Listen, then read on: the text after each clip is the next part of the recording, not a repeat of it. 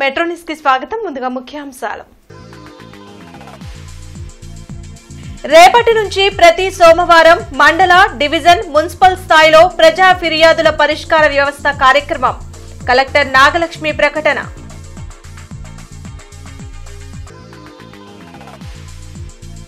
గుంటూరు తూర్పు నియోజకవర్గంలో ఉచిత కంటి వైద్య శిబిరం.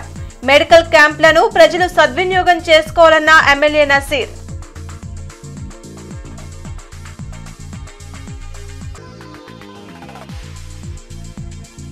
నగరపాలక సంస్థ పరిధిలో త్వరలోనే స్ట్రీట్ వెండింగ్ జోన్ల ఏర్పాటు. కమిషనర్ పులి శ్రీనివాసులు వెల్లడి.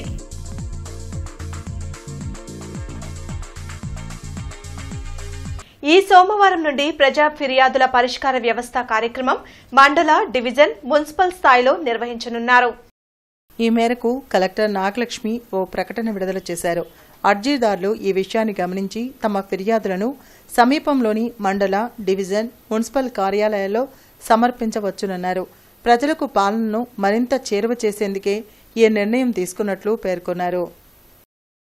గుంటూరు తూర్పు నియోజకవర్గంలో ఉచిత కంటి వైద్య శిబిరం జరిగింది. ఎమ్మెల్యే నసీర్ అహ్మద్ శంకర కంటి వైద్యశాల, జిల్లా అంధత్వ నివారణ సంస్థ సంయుక్త ఆధ్వర్యంలో పొన్నూరు రోడ్లోని అంజుమన్ స్కూల్లో ఈ మెడికల్ క్యాంప్ నిర్వహించారు.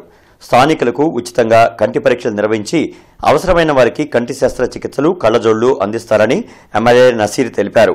ఇలాంటి మెడికల్ క్యాంపులను ప్రజలు సద్వినియోగం చేసుకోవాలని సూచించారు.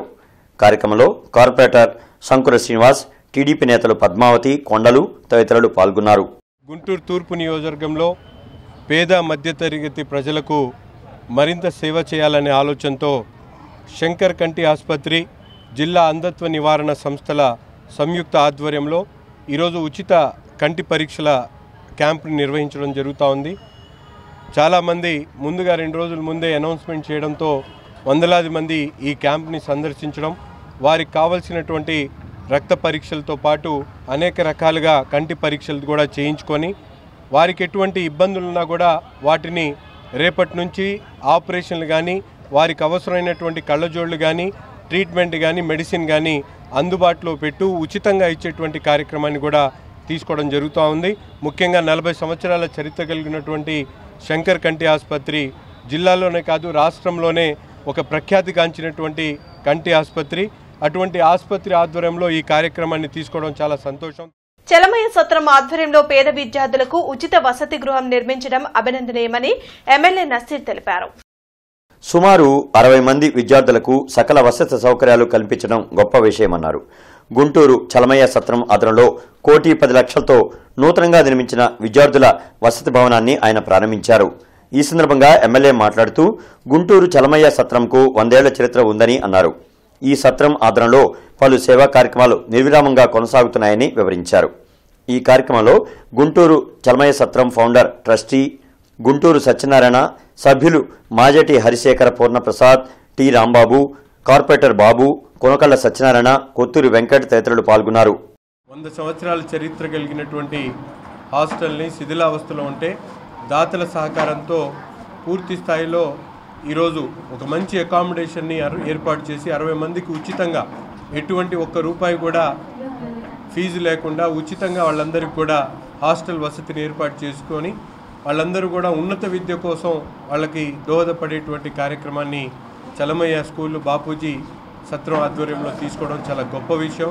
ఎందుకంటే మేమందరం కూడా చూస్తూ ఉన్నాం, వందలాది మంది, వేలాది మంది ధనవంతులు ఉన్నటువంటి ప్రాంతంలో విద్యార్థుల కోసం ఇటువంటి మంచి ఆలోచన చేసి ఒక ప్రణాళికబద్ధంగా హాస్టల్ని రూపకల్పన చేసి దానికి కావాల్సినటువంటి ఏదైతే కిచెన్తో పాటు వాళ్ళకి కావాల్సినటువంటి లాండ్రీ ఫెసిలిటీస్తో పాటు RO ప్లాంట్తో పాటు ఒక హైఫై అకామిడేషన్ ఏర్పాటు చేసి విద్యార్థులకు సదుపాయం కల్పించడం చాలా గొప్ప విషయం. కమిషనర్ పులి శ్రీనివాసులు అమరావతి రోడ్లో పలు ప్రాంతాల్లో వీధి వ్యాపారులకు అనుగుణంగా స్ట్రీట్ వెండింగ్ జోన్ల ఏర్పాటుకు పట్టణ ప్రణాళిక, ఇంజనీరింగ్, ప్రజారోగ్య అధికారులతో కలిసి పరిశీలించి తీసుకోవాల్సిన చర్యలపై తగు ఆదేశాలు జారీ చేశారు. ఈ సందర్భంగా కమిషనర్ పులి శ్రీనివాసులు మాట్లాడుతూ నగరపాలక సంస్థ పరిధిలో క్షేత్రస్థాయిలో వాస్తవంగా వీధి వ్యాపారం చేసుకునే వారికి అండగా ఉంటామని, వారికి వెండింగ్ జోన్ల ఏర్పాటు వేగంగా చేపట్టడానికి చర్యలు తీసుకుంటామని తెలిపారు. వీధి వ్యాపారాల పేరుతో రోడ్లు, ట్రైన్లు ఆక్రమణ చేస్తూ ప్రజలకు అసౌకర్యం కలిగించడానికి వీలు లేదన్నారు. అమరావతి రోడ్లో వెండింగ్ జోన్ల ఏర్పాటుకు గుర్తించిన ప్రాంతాలను పట్టణ ప్రణాళిక అధికారులు సర్వే చేసి ఆయా ప్రాంతాల్లో ఎన్ని బండ్లు ఏర్పాటు చేయవచ్చు, పార్కింగ్లను పరిశీలించి సోమవారానికి నివేదిక ఇవ్వాలని ఆదేశించారు. అనంతరం వీధి వ్యాపారులతో కమిషనర్ మాట్లాడుతూ త్వరలో ఏర్పాటు చేయనున్న వెండింగ్ జోన్లలో స్థల కేటాయింపు చేస్తామన్నారు. రోడ్ల మీద, రైళ్ల మీద అడ్డుగా వ్యాపారులు బండ్లు ఉంటే స్వచ్ఛందంగా తొలగించాలని పట్టణ ప్రణాళిక అధికారులను ఆదేశించారు. పర్యటనలో corporator N Balaji, EE Koteswararao, ACP Rehman, DE Ramesh Babu తదితరులు పాల్గొన్నారు. పేదలకు తమకు ఇళ్ల స్థలాలు కేటాయించాలని ప్రతి సచివాలయంలో అప్లికేషన్లు ఇవ్వాలని సిపిఐ జిల్లా కార్యదర్శి జంగాల అజయ్ కుమార్ సూచించారు. ఈ నెల 18 నుంచి 26వ తేదీ వరకు ఈ కార్యక్రమం నిర్వహించనున్నట్లు వెల్లడించారు. సిపిఐ కార్యాలయాల్లో అర్జీలు రాసేందుకు ఏర్పాట్లు చేశామన్నారు. గత ప్రభుత్వం పేదలకు ఇళ్ల స్థలాలు కేటాయించింది కానీ నిర్మాణాలు చేయలేదని విమర్శించారు. గ్రామాల్లో 3 సెంట్లు ఇవ్వాలని, పెరిగినటువంటి ఇటుక, సిమెంటు ధరల రీత్యా కట్టుబడి కింద 5 లక్షల రూపాయలు ఇవ్వాలని సిపిఐగా అన్ని చోట్ల రాష్ట్ర వ్యాప్తంగా అర్జీలు పూర్తి చేసేటటువంటి కార్యక్రమాన్ని చేపడతా ఉన్నాం. జగన్మోహన్ రెడ్డి ప్రభుత్వం పట్టాలు ఇచ్చింది, అనేక చోట్ల ఇళ్ళు కట్టలేదు. అలాగే కొన్ని చోట్ల కుంటలుగా, మురికి కూపాలుగా మారిపోయి ఉన్నాయి, కట్టుబడి కట్టలేదు.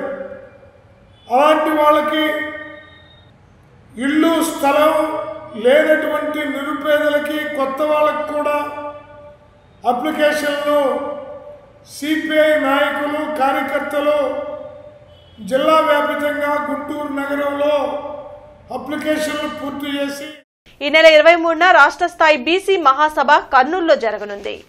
బీసీలకు చట్టసభల్లో సముచిత స్థానం కల్పించాలని బీసీ సంక్షేమ సంఘం నాయకులు అంగిరేకుల వరప్రసాద్, నాగేశ్వరరావు డిమాండ్ చేశారు. బీసీ కుల సంఘాలు ఐక్యంగా పోరాడాల్సిన అవసరం ఉందన్నారు. చట్టసభలో బీసీ రిజర్వేషన్లు సాధించుకోవడమే లక్ష్యంగా వై నాగేశ్వరరావు గారి నాయకత్వంలో పెద్ద ఎత్తున ఈ నెల 23వ తేదీన కర్నూలులో బీసీ మహాసభ నిర్వహిస్తున్నామనే విషయాన్ని కూడా ఈ సందర్భంగా వెల్లడిస్తా ఉన్నాం. మేము ఈ సందర్భంగా రాష్ట్ర ముఖ్యమంత్రి చంద్రబాబు నాయుడు గారికి విజ్ఞప్తి చేస్తా ఉన్నాం. ఆంధ్రప్రదేశ్ మంత్రి మండలి ఏదైతే చట్టసభలో బీసీ రిజర్వేషన్ల కోసం చేసినటువంటి తీర్మానాన్ని స్వాగతిస్తూ రాష్ట్ర ప్రభుత్వానికి అభినందనలు తెలియజేస్తూ ఆ యొక్క తీర్మానాన్ని రేపు అసెంబ్లీలో జరిగేటువంటి ప్రస్తుత శాసనసభ సమావేశాల్లో ప్రవేశపెట్టి ఆమోదింపజేయాలని రాష్ట్ర ముఖ్యమంత్రి చంద్రబాబు నాయుడు గారికి, రాష్ట్ర మంత్రి మండలికి, పవన్ కళ్యాణ్ గారికి విజ్ఞప్తి చేస్తాం. జనాభా నిష్పత్తిలో అత్యధిక శాతం ఉన్న బీసీలకి మొదటి నుంచి రాజకీయంగా కానీ, సామాజికంగా కానీ, విద్యాపరంగా కానీ మరి అనేక విధాలుగా అన్యాయానికి గురవుతూ ఉన్నారు. వాటన్నిటినీ మా జాతీయ బీసీ సంక్షేమ సంఘం పోరాటం, మా జాతీయ అధ్యక్షులు ఆర్ కృష్ణయ్య ఆధ్వర్యంలో, ఇక్కడ ఉన్న పెద్దలందరి ఆధ్వర్యంలో మరి పోరాటాలు చేసుకుంటా రావడం జరిగింది. ఆ పోరాటాల ఫలితమే విద్యలో కొద్దిగా సమానత్వాన్ని తీసుకొని రావడం జరిగింది. 320 మందితో భారీగా సత్యనారాయణ స్వామి వ్రతాలు గోరంట్ల శ్రీ వెంకటేశ్వర స్వామి దేవాలయంలో జరిగాయి. అన్నవరం, సింహాచలం దేవస్థానాల నుంచి వచ్చిన అర్చకులచే సామూహిక సత్యజీవని వ్రతాలు నిర్వహించామని దేవస్థానం చైర్మన్ ఆంజనేయులు తెలిపారు. అమరావతి రోడ్లోని శ్రీ వెంకటేశ్వర స్వామి దేవాలయంలో కార్తీక మాసం సందర్భంగా విశేష పూజలు నిర్వహించారు. వ్రతంలో కూర్చున్న జంటలకు అన్నవరం నుంచి సత్యజీవని ప్రసాదాలు తెప్పించి ఇచ్చామని తెలిపారు. పలు ప్రాంతాల నుంచి వచ్చిన భక్తుల సహకారంతోనే ఈ కార్యక్రమాలు ఘనంగా నిర్వహించామని ఆయన అన్నారు. ఈ కార్యక్రమంలో అర్చకులు విష్ణువర్ధన్, శివారెడ్డి, కూర్నాలవారి వెంకట సతీష్, అనిల్ పాల్గొన్నారు. మేము మొదట ఏదో ఒక 50 మందికి సత్యానందం చేద్దాం అనుకున్నాం. దాదాపు 3250 మంది సత్యానందంలో కూర్చున్నారు. దాని తగ్గట్టు పీఠాధిపతుల్ని, అంతేకాదు అన్నవరం నుంచి ప్రసాదము, అన్నవరం నుంచి బ్రాహ్మణులు, అంటే సింహాచలం నుంచి బ్రాహ్మణులు, అలానే 2 తిరుమల తిరుపతి దేవస్థానంలో ట్రైనింగ్ పొందే బ్రాహ్మణులు వచ్చారు. మన బ్రాహ్మణులు, గుడి బ్రాహ్మణులు 9 మంది ఉన్నారు. ఇది ఈ విధంగా జరుగుతున్నదంటే మేమేం చేయలేదు. స్వామి అండదండలతో ఈరోజు ఇంత ఘనంగా జరగడానికి కారణం మేమేం కాదు, ఎదుటి వాళ్ళు, భక్తులు, కార్యకర్తలు. వెంకటేశ్వర దేవస్థానం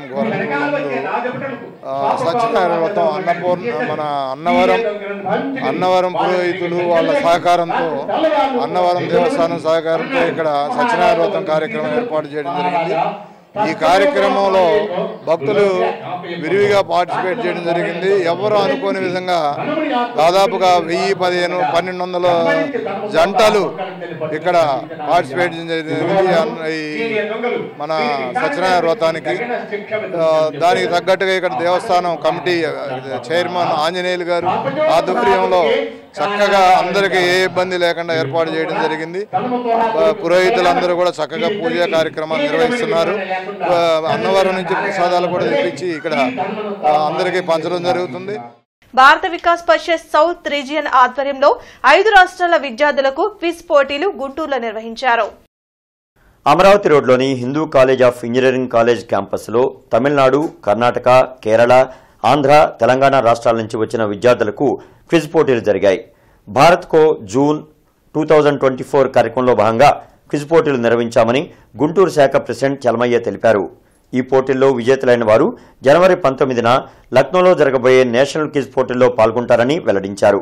ఈ కార్యక్రమంలో national vice president Sampath Kuridia, regional president Rajan Valiyethan, Purushottama Shastri, Roopchand Jain, Rajasekhar, Srinivas పాల్గొన్నారు.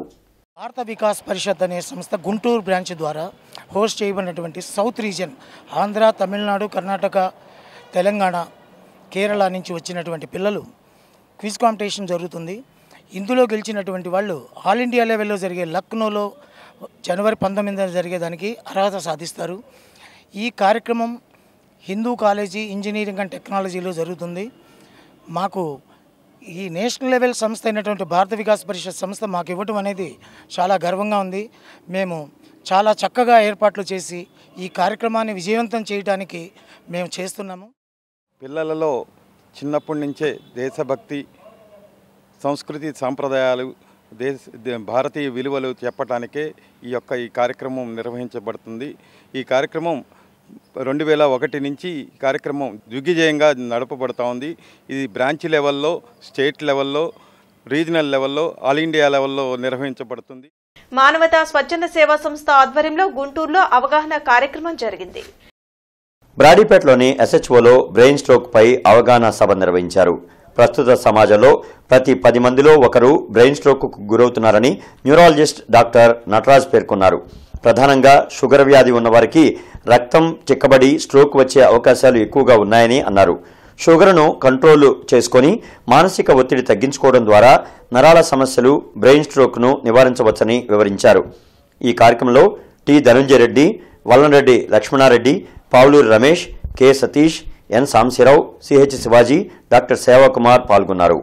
ప్రపంచ మధుమేహ దినోత్సవం సందర్భంగా ఈ షుగర్లో వచ్చే సమస్యలను నివారించాలనుకుంటున్నాను.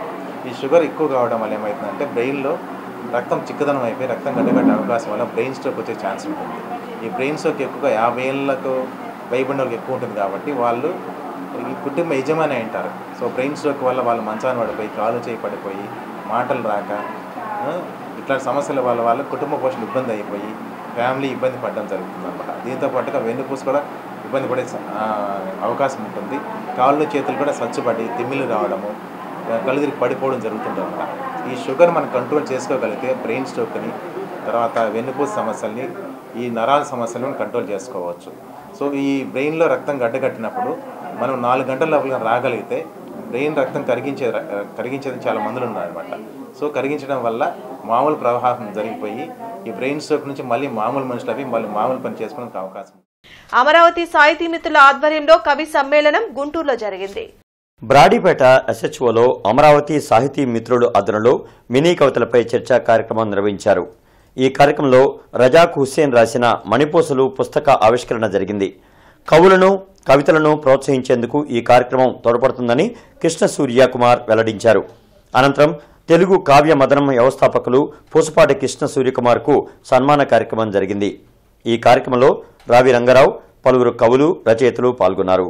మినీ కవితలకి ఆయన ఆద్యుడు. ఆయన మినీ కవితలను ఎలా రాయాలి, రాసినవి ఎలా స్పందించాలి. ప్రస్తుతం ఏంటంటే స్పందన కావాలి, మనకు పాఠకుల స్పందన కావాలి. పాఠకుల హృదయాలు చొచ్చుకుపోవాలంటే మినీ కవితలను ఏ విధంగా లోపల చేర్చాలి, అది ఒక ఇంజక్షన్ లాంటిది అనమాట.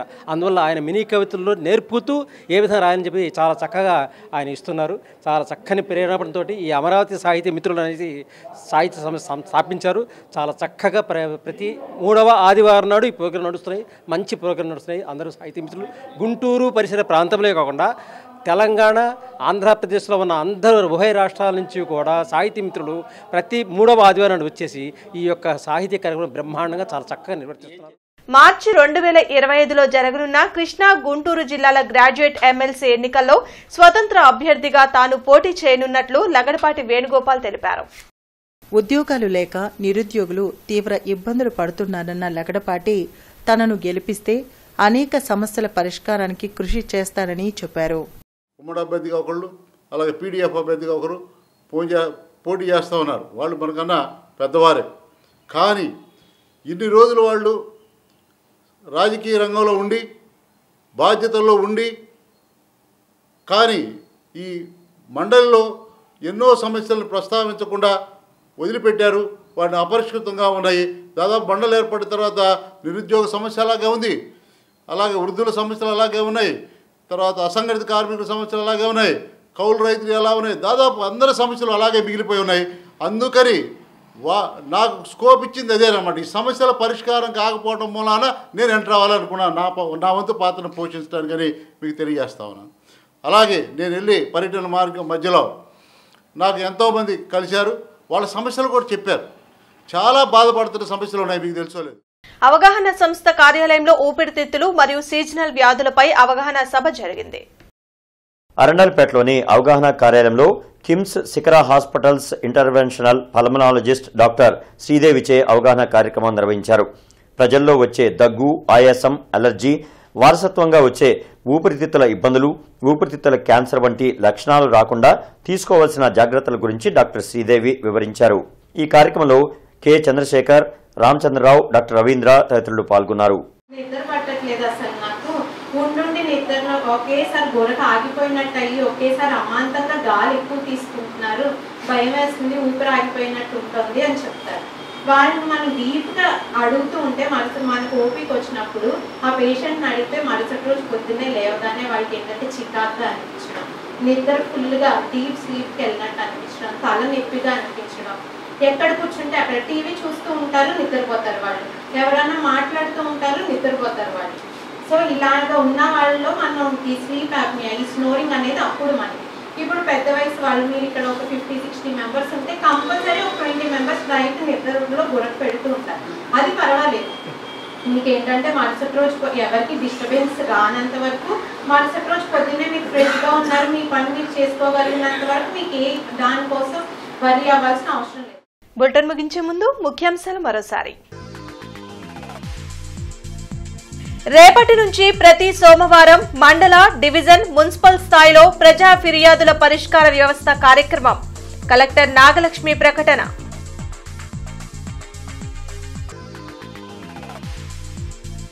గుంటూరు తూర్పు నియోజకవర్గంలో ఉచిత కంటి వైద్య శిబిరం. మెడికల్ క్యాంపులను ప్రజలు సద్వినియోగం చేసుకోవాలన్న ఎమ్మెల్యే నసీర్.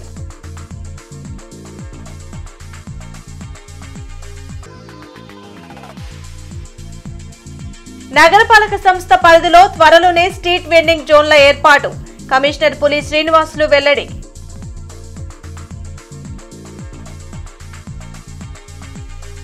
ఈ వార్తలు ఇంతటితో సమాప్తం. నమస్కారం.